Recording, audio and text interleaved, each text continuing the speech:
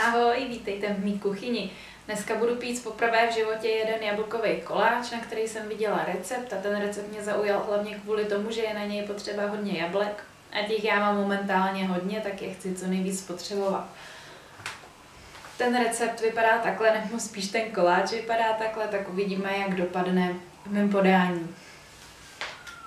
Tak budu potřebovat 1 lžičku kypřícího prášku a vanilkový cukr, 4 vejce v pokojové teplotě, skořici, máslo, oloupaný jabka, mouku hladkou, cukr, krystal, kulatou formu a pečící papír. Já se zbavuju těch jádřinců takhle. Asi to možná není nejlepší způsob, ale dělám to zatím tak.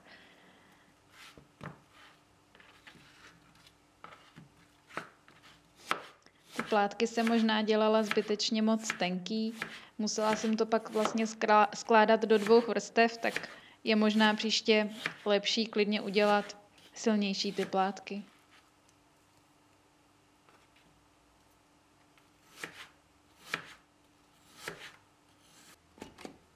Já jsem v tuhle chvíli po těch jabkách předehřála troubu na 180 stupňů, ale teď už bych ji předehřála nějak tak v tu chvíli, kdy se udělá těsto.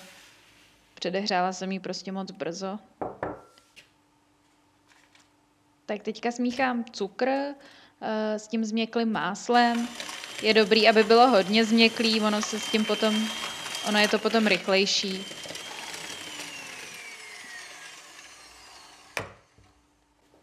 Přidám tam teďka ještě ty 4 vejce.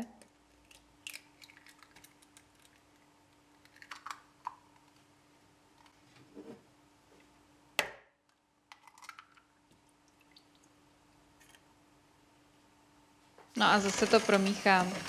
Chce být trošku trpělivější u toho, ono to trochu trvá, než se to smíchá.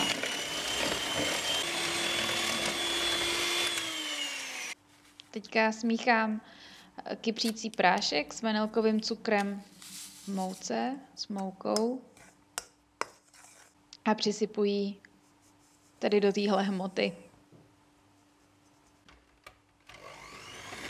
Tak a teď už se z toho začne postupně tvořit to těsto. Chce to takhle míchat tak 4-5 minut.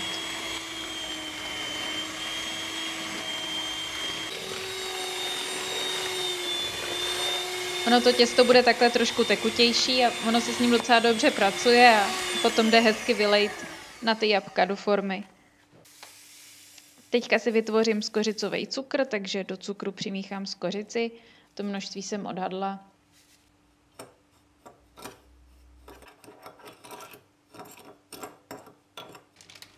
No a začnu skládat ty jabka takhle na dno.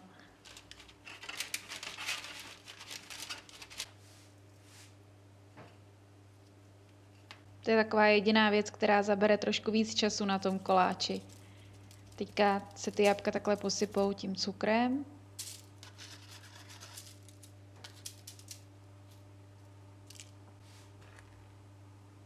A naklopím tam těsto.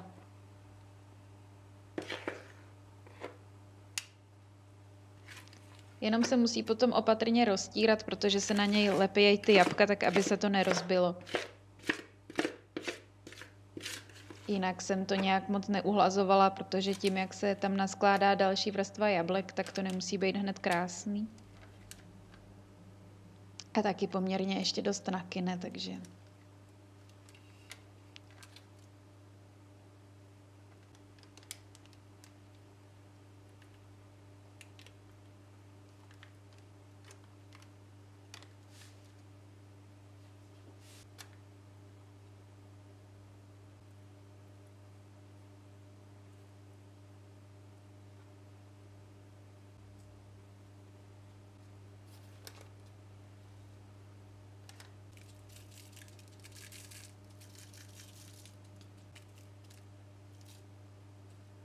Teďka to zase posypu cukrem a dala jsem to na hodinu do trouby. Pořád na těch 180 stupňů. Takhle vypadá po 30 minutách takhle po hodině a po hodině se na něj dá alobal a dá se ještě na 10 minut pít na 200 stupňů. A tada!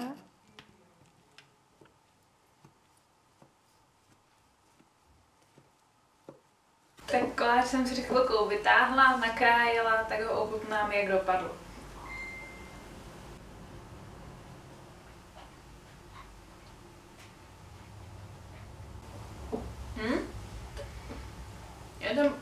Je to moc dobrý, řekla bych, že dopadlo dobře.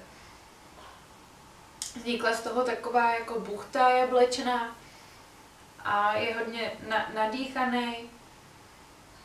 Myslím si, že ty jabka by ani nemusely ve spod bejt, ale zase proč ne, nijak tam nevaděj.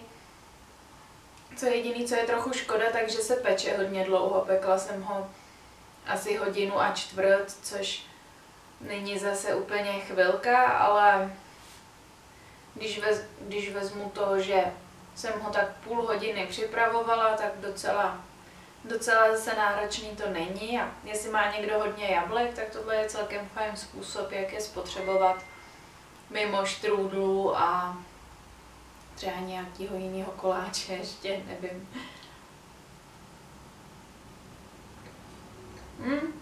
Je to dobrý a určitě to udělám ještě někdy, což asi vypovídá o všem. Děkuji za zhlédnutí.